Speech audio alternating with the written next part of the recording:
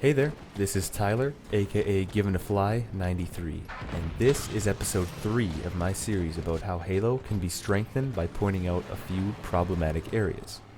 With every new generation of Halo, there are going to be people who like and dislike the changes from the previous title.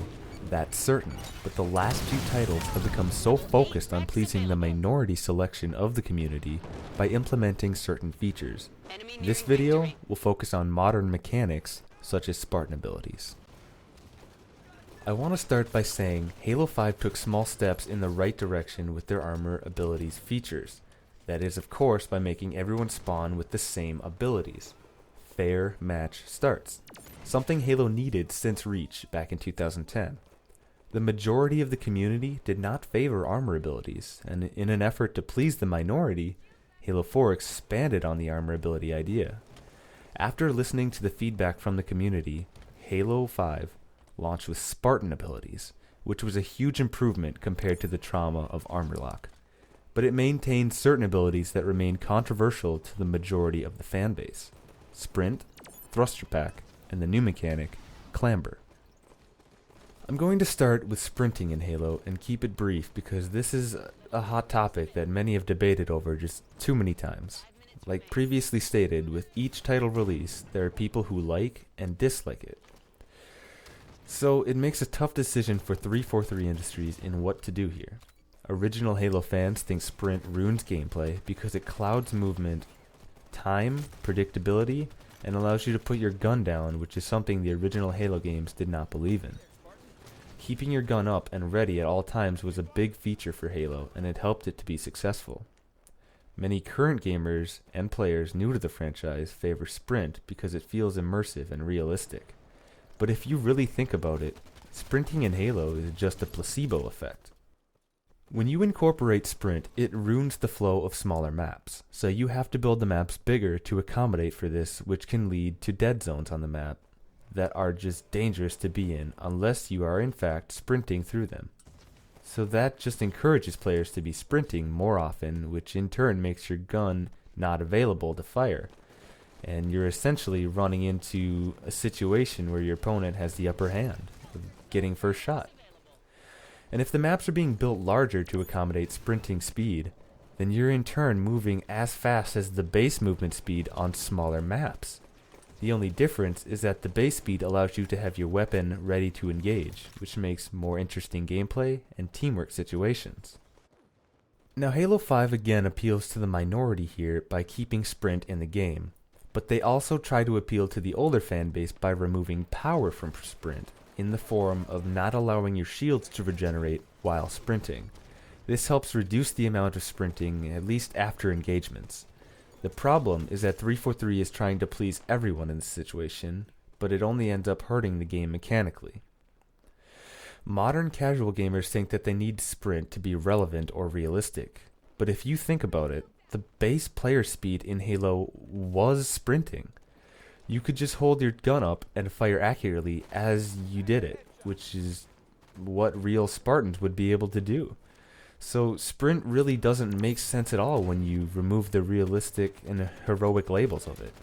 Especially when you realize that without a sprint button, your Spartan is already sprinting and shooting, which is much more heroic than putting your gun down and running up to a situation unprepared.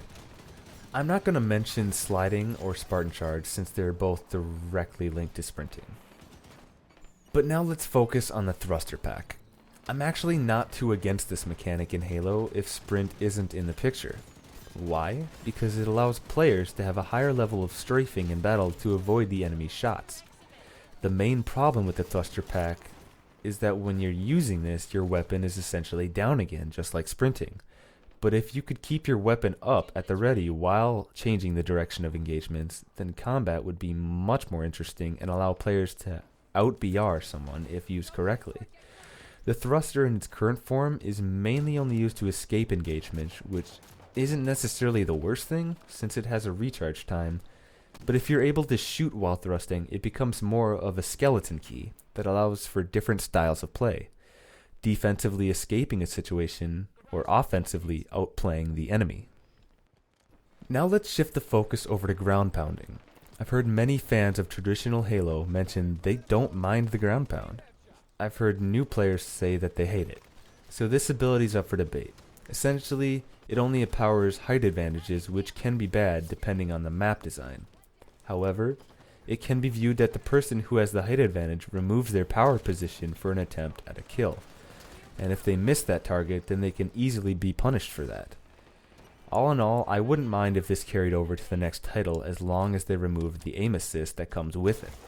There's a case to be made for skillfully leading ground pound kills, but when your Spartan curves in midair towards the enemy, the skillful argument falls apart. Here's a few clips of me using ground pound the right way.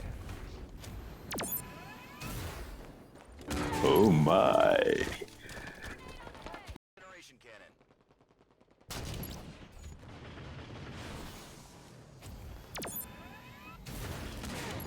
Oh my.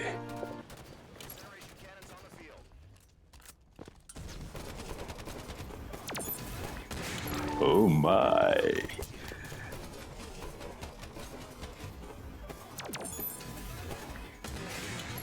Oh my. Lastly, let's talk about clambering. Again, I'm not too against clamber for a couple of reasons. Yes, it allows players to vertically scale the map easily, but it also makes you put your gun down while doing this.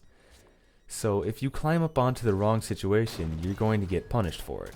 This isn't the best case, however, since most clambering is done before engagements start. It may remove flow to maps as well, because why would you take the stairs when you can just climb up top in half the time? A case can be made for or against this mechanic, but personally, I wouldn't care if it made it into the next title either way. Well, that's it for this topic. There are probably numerous things that I neglected to talk about when it comes to the game mechanics, but the issues I noted, I feel are the most problematic. I can't wait to see what you guys think about these topics, so be sure to let me know in the comments, and don't forget to rate this video, share it, and subscribe. This is just a single topic in the video series about improving Halo, and there are still more to come.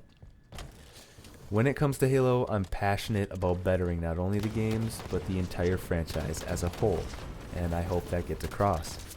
Anyways, thanks for watching, and be sure to check back on my channel for more videos about improving Halo, as well as some forge creations I think are noteworthy. I'll see you next time.